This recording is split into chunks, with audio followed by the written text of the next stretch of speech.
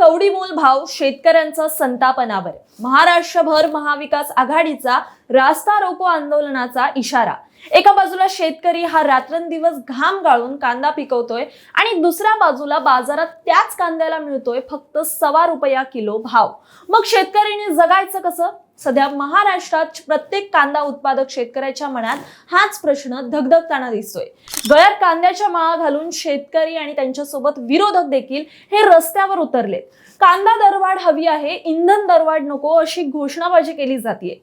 शेतकऱ्यांच्या डोळ्यात राग आहे, पण त्याच वेळी एक हतबलताही आहे. कारण हा फक्त कांद्याचा प्रश्न नाहीये, हा त्यांच्या जगण्याचा, कष्टाचा प्रश्न बनलाय. सकाळपासूनच अनेक शहरांमध्ये आंदोलनाची ठिणगी पेटलीये.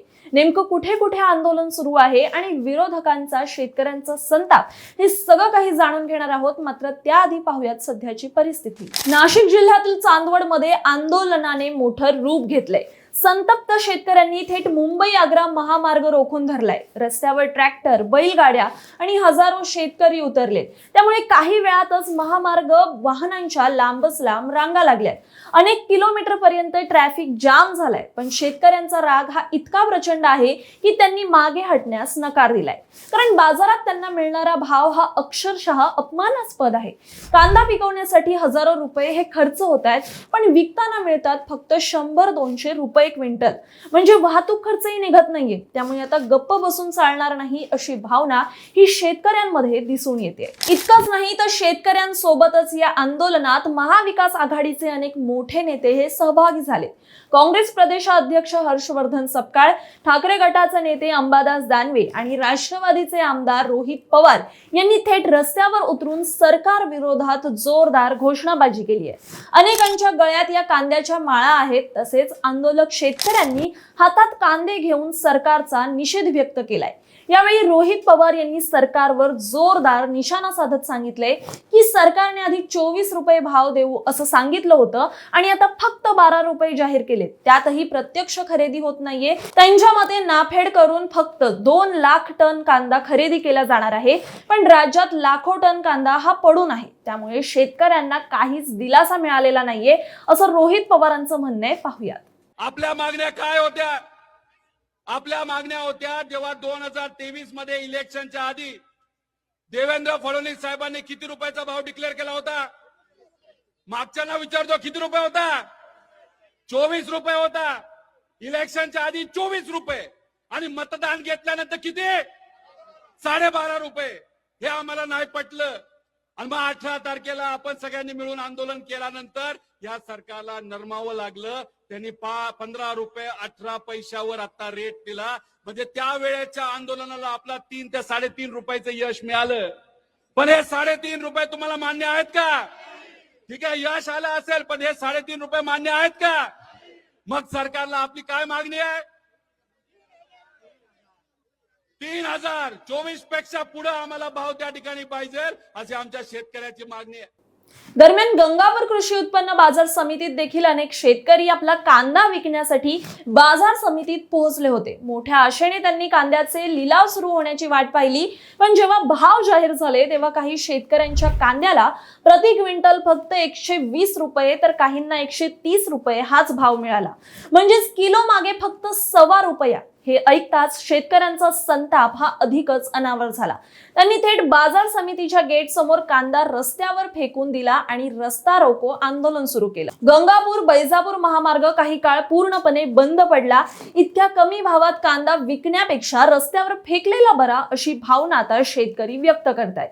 तसेच ठाकरे गटाचे नेते अंबादास दानवे यांनीही सरकारवर हल्लाबोल करत म्हटले की फक्त घोषणाबाजी करून उपयोग नाहीये. सरकार म्हणतं खरेदी सुरू झालीये, मग एका शेतकऱ्यांची तरी पावती दाखवा. त्यांच्या मते सरकार फक्त दिशाभूल करत आहे. आज शेतकरी आर्थिक संकटात अडकलाय. एका बाजूला खतं, बियाणं, औषधं, डिझेल यांचे दर वाढले गेलेत, पण कांद्याला भाव मिळत नाहीये. त्यामुळे शेतकरी हा पूर्णपणे कोलमडला गेलाय. त्यांनी स्पष्ट शब्दांत सांगितलंय की आम्ही शेतकऱ्यांच्या न्यायासाठी रस्त्यावर उतरलो आहोत आणि आता हा लढा थांबणार नाहीये. आपण काय म्हणाले ते पाहूयात. प्रामुख्याने कांद्याचा प्रश्न या महाराष्ट्रातील शेतकऱ्यांचा बिकट झालेला आहे.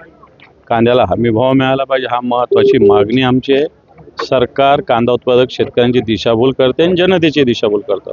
कोणताच भाव मिळाला नाही, कोणाचीच काही खरेदी केलेली नाही, झालेली नाही. त्याच्यामुळे या कांद्याला भाव मिळाला पाहिजे ही आमची मागणी आहे. आज आम्ही सगळे कांदा उत्पादक शेतकऱ्यांसह रस्त्यावर उतरतोय. खरेदी कुठं काय झाली दाखवा ना. 12 रुपये खरेदी करून डिक्लेअर करून 10-12 दिवस झाले. एखाद्या क्विंटल एखाद्या शेतकऱ्याचा खरेदी केला, एखादी पावती सरकारने आम्हाला दाखवावी.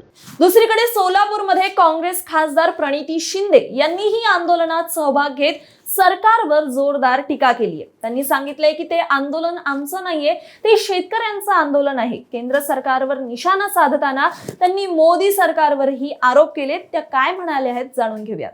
काही दिवसापूर्वी पंतप्रधान आपल्याला सांगतात की खत वापरू नका, शेतकऱ्यांना खरीपाचं सीझन आहे त्यामुळे खत वापरू नका. आज खताचे रेट किती वाढले. हे संकटात शेतकऱ्यांना कोणी टाकलं, या देशाला कोणी टाकलं, तर या देशाच्या पंतप्रधानांनी या देशाला संकटात टाकलं. वेळ होती. युद्ध आपल्या देशात नाहीये, लक्षात घ्या. युद्ध आपल्या देशात नाहीये, युद्ध दूर देशात आहे. पण तरीही आपल्या देशात का परिणाम झाला. तेच ते इंदिरा गांधींचं बोलतात त्यावेळेस भारत युद्धात होतं तरीही स्टेबल राहिलं. आज भारत युद्धात नसतानाही भारताच्या लोकांना बोलावं लागतं, कारण हे मोदीच्या सगळ्या पॉलिसीमुळे त्यांना ट्रम्प तात्यांना आव्हाने केले. त्यांच्यासमोर जसं ट्रम्प बोले तसं मोदी बोले. या संपूर्ण प्रकरणावर शेतकरी नेते अजित नवले यांनी सरकारच्या निर्णयावर गंभीर प्रश्न उपस्थित केले. त्यांच्या मते सरकार फक्त काही भागांसाठी वेगळे नियम लागू करत आहेत, जे फार चुकीचं आहे. नाशिकचा शेतकरी वेगळा आणि सोलापूरचा वेगळा असं कसं चालेल. संपूर्ण महाराष्ट्रासाठी एकच नियम असायला हवा असं त्यांचं म्हणणं आहे. त्यांनी सरकारला इशारा दिलाय की उत्पादन खर्च प्रचंड वाढलेला असताना कांद्याला योग्य भाव दिला जात नाहीये, तर आंदोलन आणखीनच तीव्र होईल.